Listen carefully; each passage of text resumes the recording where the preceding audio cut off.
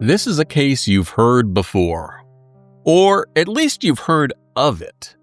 The Green River Killer, Gary Ridgway. The man who confessed to killing 48 women and hinted there were more. In fact, there were likely many more.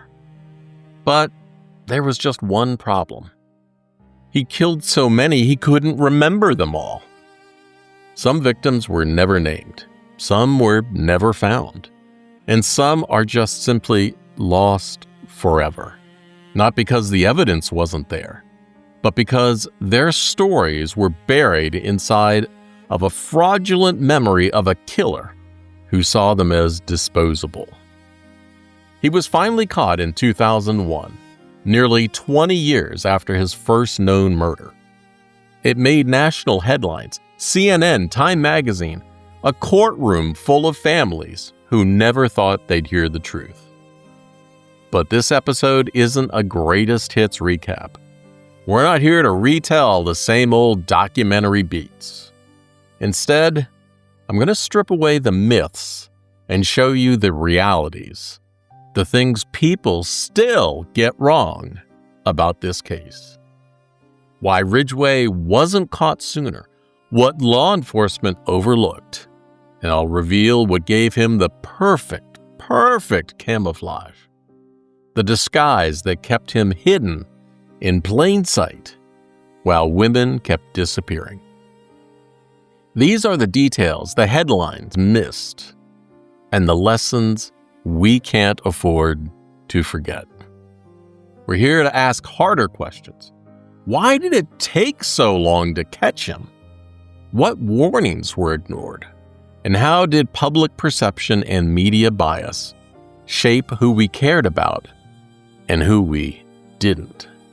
Because the truth is, this story isn't just about a killer. It's about failure. Failure at every level, from the task force to the press to the very systems designed to protect the most vulnerable. And here's what makes it worse. Gary Ridgway gave police a DNA sample in 1987, but that sample sat unprocessed for 14 years. Not because it was lost, but because the science wasn't ready and the urgency wasn't there.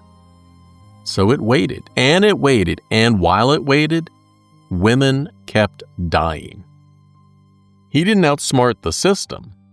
He existed beneath it, invisible only because the people in charge weren't looking closely enough. The nickname came from a stretch of the Green River in King County, Washington, just south of Seattle. In 1982, the first bodies were found in that river, and for years it became a dumping ground. The name stuck, and so did the fear. To understand, you have to picture the area back then. South King County was a mix of new suburbs and old farmland, industrial yards, and wooded ravines. Pacific Highway South, also called PHS, was lined with motels and truck stops, while just a mile away the river curved through quiet banks, shaded by cottonwoods. It wasn't wilderness, but it was isolated enough that bodies could lie hidden in the reeds or beneath pine needles, undisturbed, just minutes from the highway. Ridgway wasn't brilliant. He wasn't clever. He was ordinary, and that's why he got away with it. This is True Crime Cases You Haven't Heard, and today, overlooked in plain sight, the Green River Killer. This is not the story that broke the headlines, but the one that reveals a harder truth. Even now, in the United States, nearly 50% or more of all murders go unsolved. And for many families, justice never comes. And that's where our story begins. This episode is based entirely on official court records, law enforcement documents, in public statements and media reporting. No reenactments, no dramatizations, just the documented truth. While some language may be difficult to hear, I've avoided using gratuitous detail and focused on the record. Coming up, a shallow stretch of water, a summer morning, and a body tangled in its own jeans. The Green River begins to speak. She was just 15. Her body was found face down in the river, ankles tangled in her own jeans, strangled so violently that the tissue around her neck had separated from the muscle. The man who killed her stood at her grave. More than once, sometimes in daylight, sometimes at night, he went back, not because he cared, but because he liked it. He later said, "If they were already dead, they couldn't reject me." This man didn't kill once or twice. He murdered 48 women by his own confession. Maybe more, but that's not the most disturbing part. The most disturbing part is that he wasn't a shadowy figure hiding in the dark, and while detectives chased false leads, misread the evidence, and dismissed the victims, he was hunting.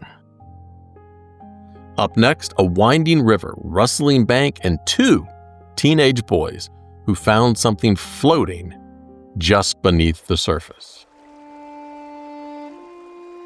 July 15th, 1982. The Green River cuts through King County like a forgotten artery. It runs behind strip malls and warehouses, past overgrown trails and rusted guardrails, a place most commuters pass without a second glance. It's a slow river, shallow in places, shaded by cottonwoods and firs that lean over the banks like they're trying to hide something. And that morning, 2 teenage boys were playing near the banks, skipping rocks, exploring the current, and then one of them saw it. A shape caught in the reeds, pale, twisted, bobbing just below the surface. 15-year-old Wendy Caulfield had been strangled. She disappeared days earlier after getting a ride from a boyfriend. And now, her body was tangled in her own clothing and drifting toward a culvert. Within a week, the river gave up 3 more. Deborah Bonner, Marcy Chapman, Cynthia Hines. All were young and all were strangled. Their bodies found in or around the same stretch of water, dumped beneath brush, partially submerged, tangled in branches. One, Opal Mills, was found laid out on the bank, her socks still on, her arms crossed over her chest, as if someone had posed her. From the prosecution files, the water was shallow, but the canopy of trees above made visibility difficult. The area was accessible by foot, if you knew where to step. This river, the one that gave him his name, became the killer's first dumping ground. Gary Ridgway would eventually confess to 48 murders, but even that number isn't the whole truth.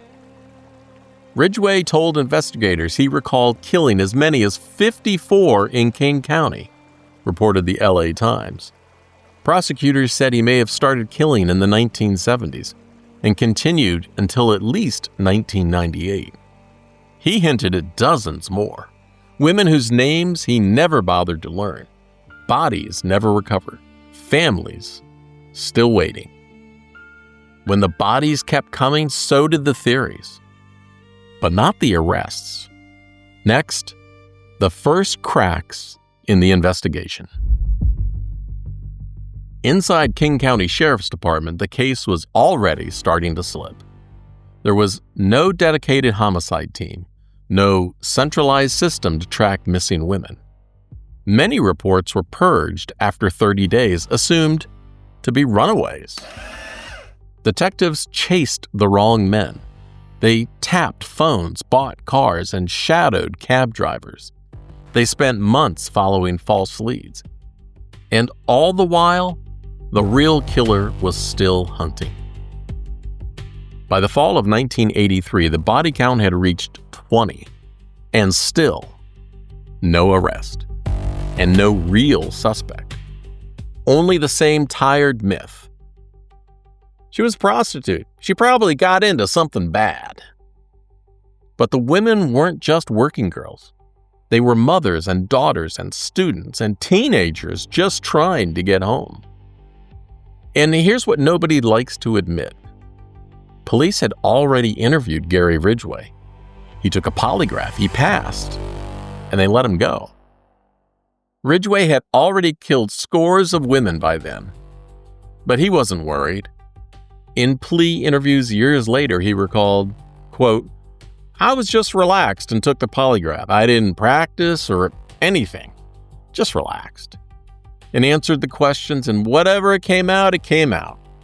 They weren't precise, or I don't know what the deal was," unquote. To investigators, the machine said, truthful. To Ridgway, it was just another ordinary day. The polygraph was treated like a science back then, but it was a myth, and one Ridgway exploited. That test should have raised alarms, but Ridgway's ordinariness was his camouflage. Gary Ridgway was born in 1949. When he was 11, his family moved to King County, not far from the very place where years later, so many victims would be found. The geography of his childhood became the geography of his crimes. He could have been your neighbor. He lived in a modest rambler on a quiet street. He trimmed hedges, had a clean driveway, and a barbecue pit in the back. He worked at the Kenworth truck plant in Renton, painting semi-trucks by day. He packed his lunch, showed up on time, and won awards for perfect attendance. He had a son. He attended church. He barbecued with friends. His wife described him by saying their marriage was excellent. Friends thought he was a saint. Ordinary, forgettable, and that was his camouflage. He barely graduated from high school. Nobody would have called him clever, and yet he showed an almost instinctive awareness of forensic risk. He later admitted he used the same simple techniques for hunting, killing, and hiding bodies. When he thought he may have left tire tracks near a dump site, he replaced all 4 tires on his truck and then tossed the old ones in different rivers. He never spoke to anybody of what he was doing, not his friends, not to his wives. His second wife later recalled how he would often disappear, coming home late at night, sometimes dirty and wet with no explanation. In hindsight, she believed those absences were clues that the killing had already begun years before police suspected. When women asked him outright if he was the Green River Killer, Ridgway would smile, he'd laugh. He'd say he's too small, too soft-spoken to hurt anyone. And they believed him. He had a system. He called them dates. He'd approach women gently, show them a photo of his young son, offer them food, promise they'd be safe. And then after sex, he'd wrap an arm around their neck and squeeze. It was quick, it was efficient, and it was almost silent. He'd redress the body, load it into his truck, and drive them one at a time to one of his dump sites. Sometimes with his child's bike in the back, hidden beneath a blanket. And the next day, he went back to work and showed up on time. And while detectives wasted months on false suspects, Ridgway was refining his methods. Next, his dump sites, his deceptions, and the irony of another serial killer who understood him better than the task force ever would. By 1984, investigators had recovered more than 20 bodies. They were found along Highway 410, Peasley Canyon Road, the wooden lots off Star Lake Road. all south of Seattle. But there was still no clear strategy. Detectives were chasing ghosts while Ridgway was perfecting his routine. He picked secluded spots, old logging trails, dirt turnoffs, depressions beneath fir trees. Bodies were left wedged between logs or covered in pine needles. Sometimes two at a time, arms crossed, ankles submerged. He even planted cigarette butts and gum wrappers at scenes, though he never smoked nor chewed gum. It was theater. It was a way to confuse the investigation. People assumed a serial killer would be volatile, violent, and alone. That was the myth. The truth was that Ridgway didn't fit the profile at all. He was steady and employed and outwardly harmless. And that mismatch, that kept him invisible. And then came the irony. In 1984, while he was on death row in Florida, Ted Bundy was approached by investigators working the Green River case, and Bundy offered advice that proved disturbingly accurate. He told them, "Don't ask where the bodies are, ask where he's going back to." He predicted the killer was blue-collar, quiet, forgettable, that he would return to the dump sites, and that sex with a corpse was part of the pattern. Bundy was 100% right, and Ridgway was doing all of it. But the task force didn't act on Bundy's insight quickly enough, and the murders continued. Next, the case finally breaks open, not because Ridgway was caught in the act, but because science had finally caught up. It wasn't until 2001 that DNA finally cracked the case. New testing technology matched Ridgway to 3 of the early victims. When police knocked on his door, he opened it calmly. He didn't fight the arrest. He didn't ask why. He already knew. 2 years later, in 2003, Ridgway took a plea deal. He would avoid the death penalty by agreeing to confess to every murder he could remember. On November 5th, the courtroom was packed. Quietly weeping relatives filled the benches, reported the LA Times.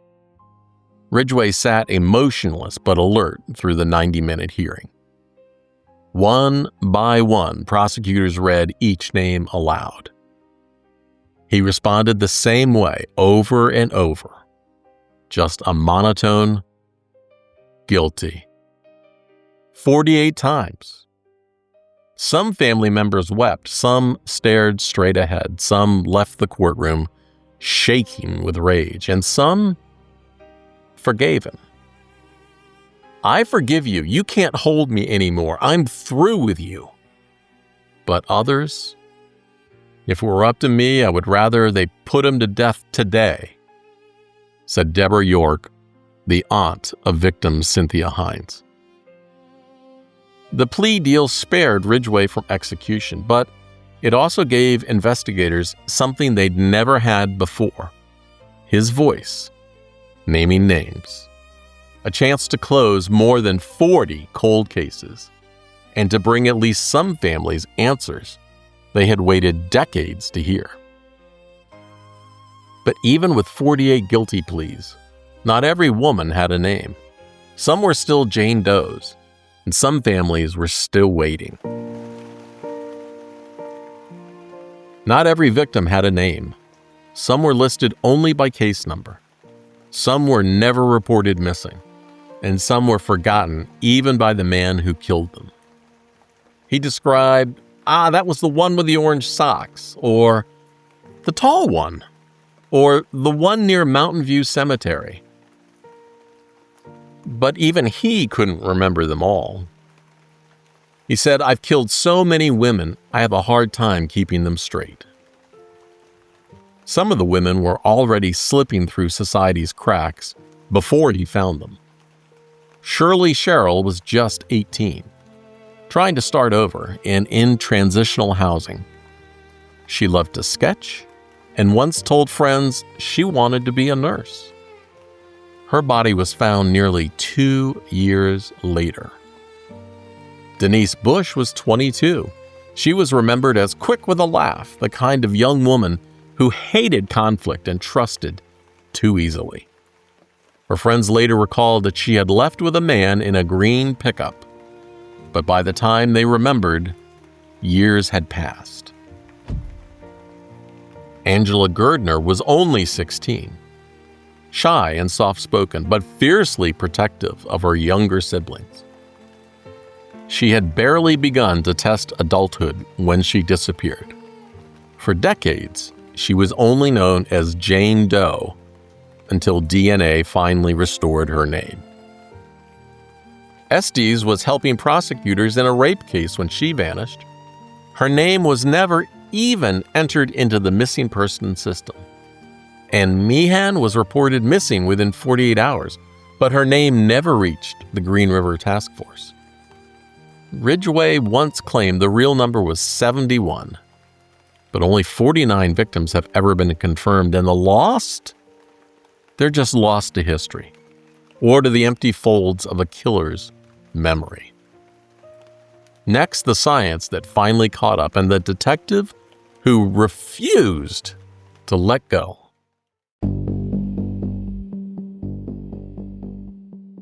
Ridgway gave police a DNA sample in 1987. It sat untested for 14 years, not because it was lost, but because the science wasn't ready and the urgency wasn't there. For nearly 2 decades, that evidence waited, and while more women vanished, it sat there. But by 2001, many detectives had burned out.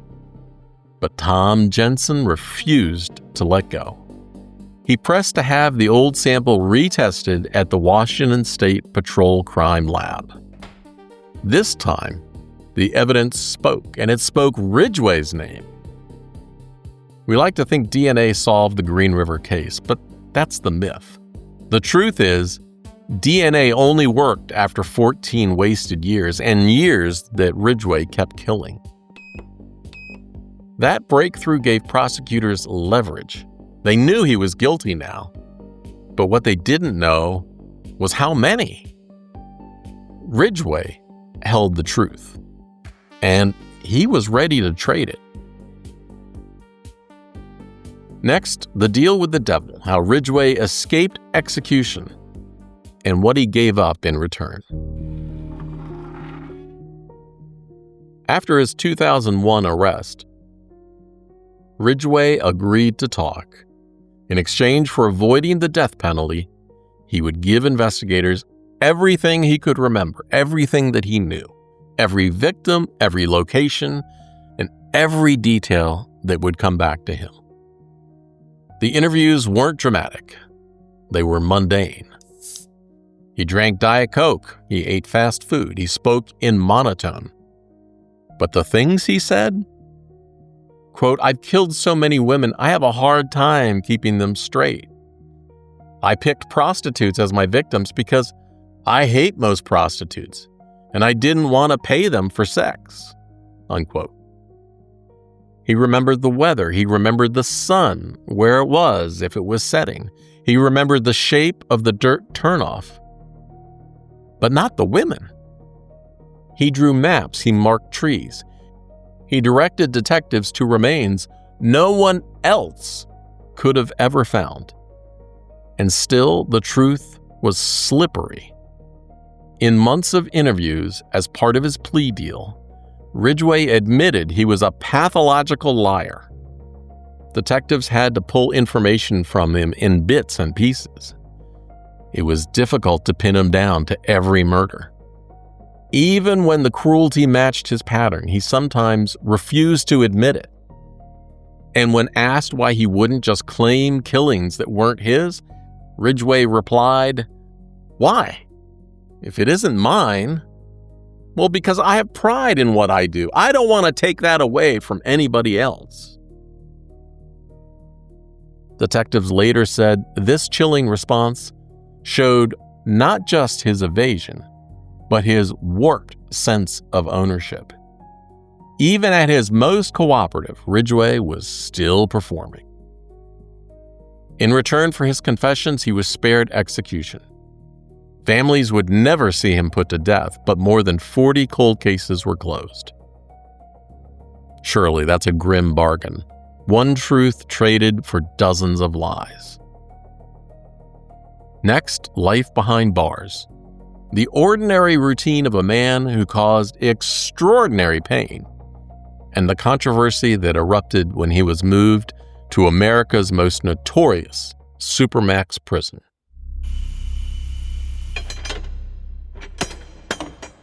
In prison, Ridgway did what he always did best. He adapted, he followed rules, he kept quiet. He quoted the Bible, said he found peace, claimed he was a changed man.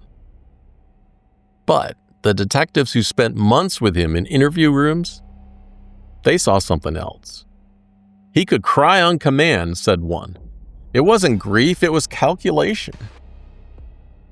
He talked in lists, in coordinates, in weather reports, but not names. Detective Tom Jensen remembered how Ridgway sometimes just stopped mid-sentence, as if he was bored. He was done talking. He was done remembering. This was a man who destroyed lives and then got bored telling you about it. In 2015, Ridgway was transferred to ADX Florence, the notorious Colorado Supermax. Officials said it was to reduce isolation and ensure safety of operations. Families were outraged. How could America's most prolific serial killer be given a less restrictive setting? The backlash was swift. He was returned to Washington State, back to Walla Walla, back to his routine. And that's the part that lingers. He got routine, he got stability, he got to forget. But his victims' families, they got silence, they had empty chairs, and the ache of knowing he chose not to remember their names. Ridgway got silence in prison, but silence had also been protecting him long before in the system itself. The Green River case wasn't just a failure of justice, it was a failure of culture. The victims were labeled as high risk or unworthy, untraceable. And once that label stuck, the urgency to find them collapsed. Shirley Sherrill, just 18, had been living in transitional housing trying to start over. Her body was found nearly 2 years after she disappeared. But in those 2 years, there was no active search. And Denise Bush, 22, had a misdemeanor record and friends who remembered she'd gone off with a man in a green pickup truck. But by that time, investigators asked years later, and that was far too late.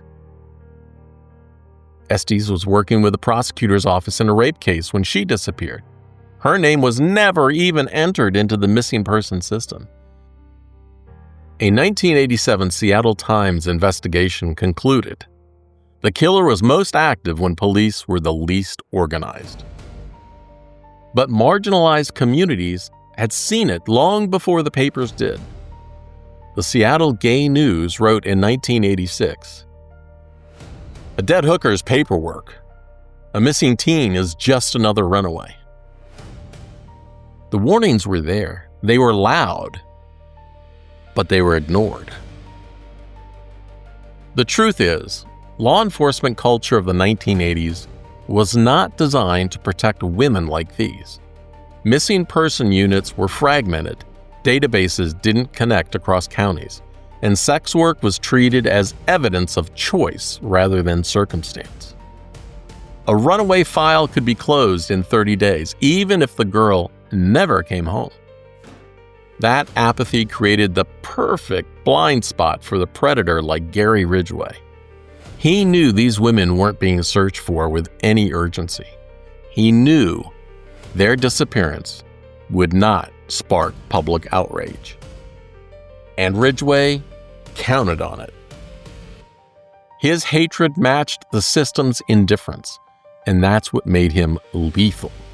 Even today, sex workers, many of them trading sex just to survive, still face higher risks and lower response. Families of missing women, even today, still report being asked about drugs or sex work or whether their loved one just ran away before an investigation even begins. The Green River investigation is more than history. It's a warning of what happens when bias and bureaucracy silence the missing. Next, let's talk about record versus myth.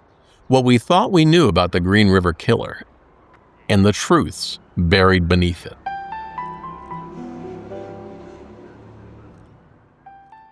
You heard me promise at the start that we'd cut through the myths. Well, here's what people still get wrong about the Green River case and the truths buried beneath them. Myth number 1, DNA solved the case. Reality? DNA did link Ridgway, but only to just 3 murders.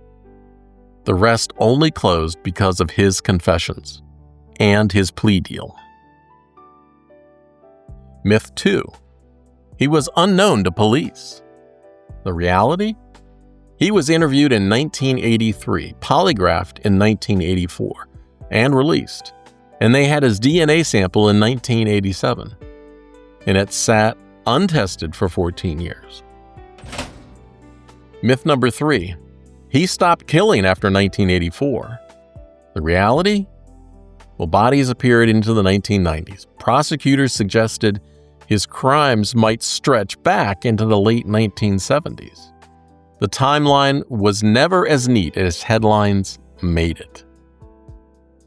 Myth 4, these women were targeted because they were vulnerable. Reality? Ridgway chose them because he thought no one cared, because police dismissed them, and because society ignored them. The Seattle Gay News wrote it plainly. They said, until white girls started showing up dead in nice neighborhoods, the media coverage was a whisper, and then it became a roar. Myth number 5, he gave nothing in return. Reality was, as part of his plea, Ridgway led investigators to 4 victims who would otherwise have remained unfound. A grim trade, life for truth. But truth nonetheless. The myths let him hide. The record showed why he thrived.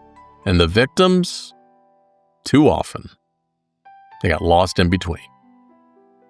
Next, the silence zone. The courtroom goes quiet, and families finally get a chance to speak. Some forgive, some demand hellfire. All of them remind us who this story is truly about. The courtroom grew still as each name was read, and then the families spoke. Some held anger like iron, sharp and unbending. Others shook with decades of grief, and some forgave.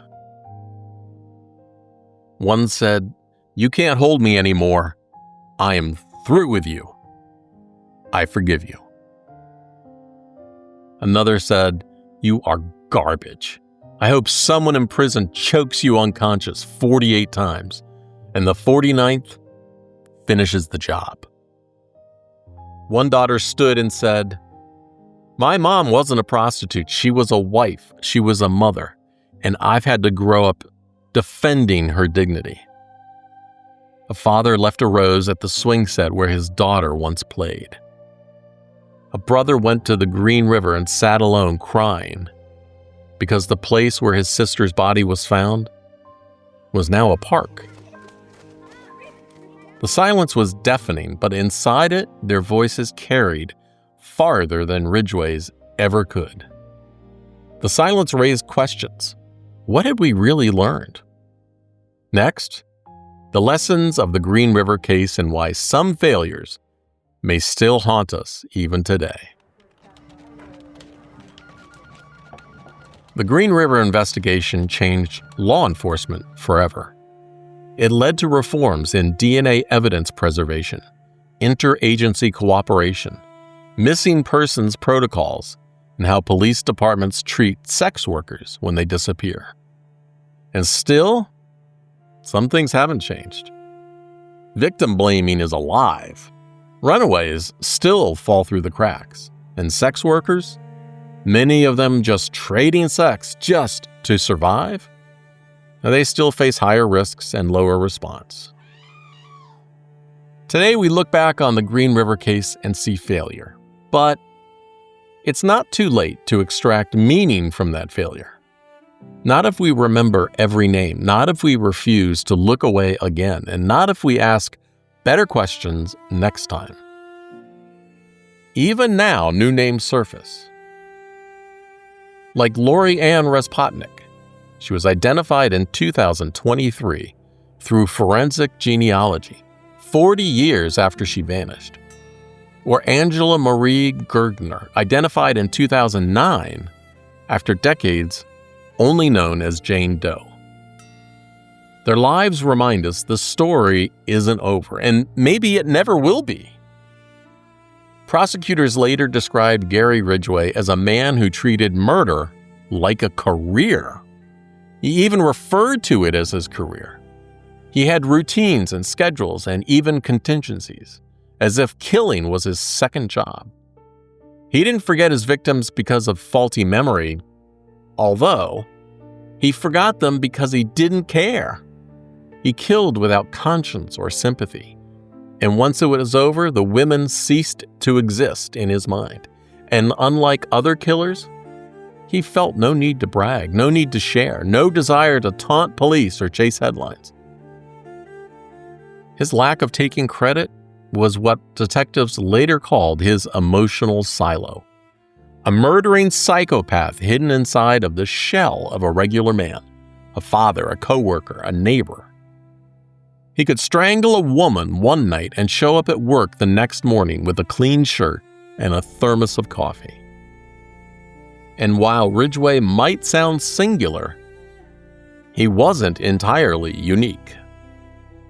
Dennis Rader, the BTK killer, he was also a family man, a church president. John Wayne Gacy ran a contracting business and entertained neighbors at parties. Samuel Little, convicted of 60 murders and suspected of more than 90. Also preyed on marginalized women who society ignored. The ordinariness, the camouflage, it's a common trait. What made Ridgway different was scale and detachment. And unlike Bundy or Zodiac, he didn't crave recognition. He didn't play games with police. He killed for the sake of killing, and then kept his mouth shut. That silence is what allowed him to endure. Not cleverness, not brilliance, just emptiness. Next, let's talk about how you can help keep these stories alive and why voices like yours matter. If you found this episode powerful, please leave me a 5-star review. It helps more people discover the show and the stories that deserve to be heard. To download the original court documents, read the confession, or sign up for alerts when new episodes drop, visit truecrimeunheard.com. And if this episode moved you, share it with a friend, because history isn't just what happened. It's what we choose to remember.